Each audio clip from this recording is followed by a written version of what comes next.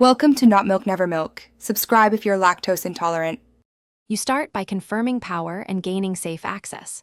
First, turn ignition to accessory so the transmitter can power up. Measure battery voltage to verify it's above 12. 4V next, remove trim or access panel, loosen screws and pry clips carefully to avoid breaking tabs. Once exposed, visually inspect for loose connectors, burned components, or a blown inline fuse. You do this now so later steps focus on faults instead of guessing. This saves time and prevents extra disassembly. Now you diagnose wiring and signal paths to find the root cause. Probe the transmitter. Verify constant 12V, switch 12V, and solid ground.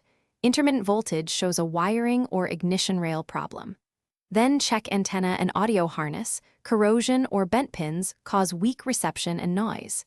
Test pairing while someone monitors the unit for LED patterns and audio drops. Intermittent pairing points to RF interference or a failing module.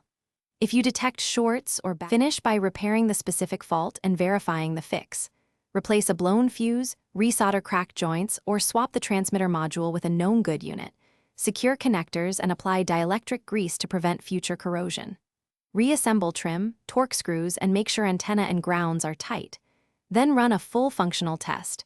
Pair your phone, stream audio, and take a short drive to check for dropouts. If problems persist, one key tip: isolate by substituting a bench-tested transmitter to distinguish car wiring from the module itself.